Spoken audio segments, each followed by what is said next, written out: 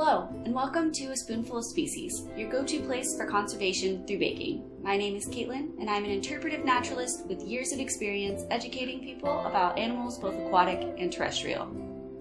Each week, we are going to bake an animal-themed dessert, and this week we are making seahorse pie. Seahorses are not excellent swimmers, but they do have a dorsal fin on their back and teeny little fins on the sides of their faces, and that dorsal fin can flutter or undulate at over 1,000 to 2,000 times per minute.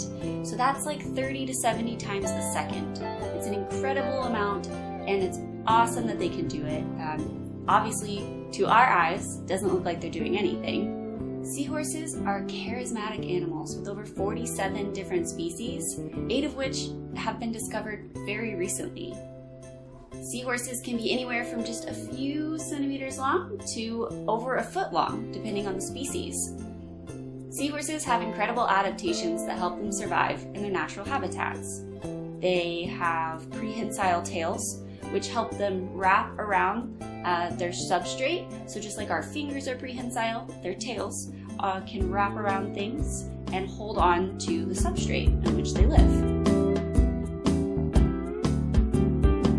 To make the pie crust, you will need 2 to 3 cups of flour, 1 teaspoon of salt, 2 tablespoons of sugar, 1/4 teaspoon baking powder, 12 tablespoons of cold unsalted butter, 6 tablespoons of cold vegetable shortening, and 8 tablespoons of ice water.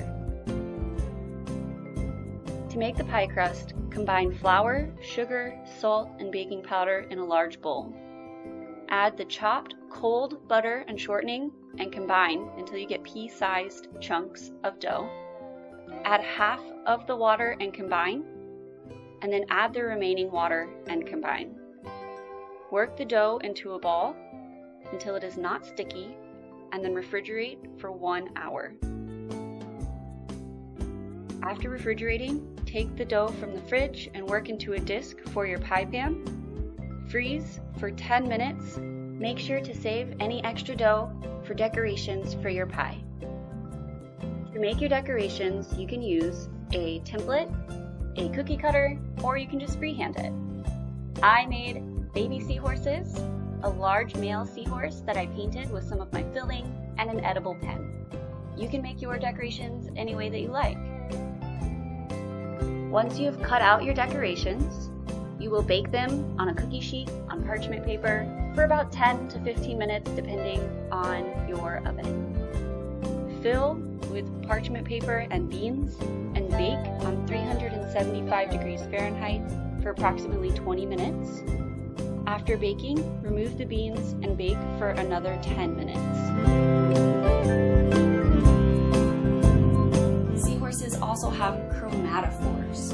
These are ink-like sacs in their skin that are different colors that can widen or narrow, and they can help the seahorse change color or pattern of their skin.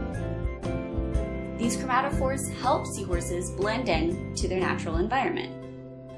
In seahorses, it's the male that gives birth, not the female. So to tell the difference between a male and a female seahorse, all you have to do is look at their belly.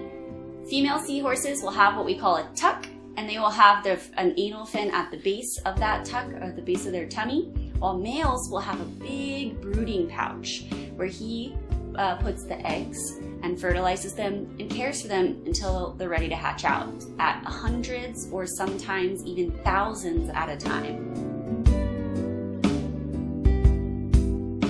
To make your blackberry filling, you will need 5 to 6 cups of blackberries, 1/4 cup of butter, 1/2 cup of brown sugar, 1/2 cup of white sugar, 3 tablespoons of cornstarch, and 2 tablespoons of lemon juice. To make your blackberry filling, combine the berries and butter over medium to low heat and squish the berries to release the juice. Whisk the dry ingredients together and slowly add to the warm berries and cook until the mixture thickens. At the very end, add your lemon juice and mix until combined. Once the blackberry mixture is done cooking, fill your pre-baked pie crust and bake in the oven at 375 for 25 to 30 minutes, or until the edges of the blackberry mixture is bubbling for about 5 minutes. To stick your decorations on your pie, place them on top of the pie while it is still warm from baking.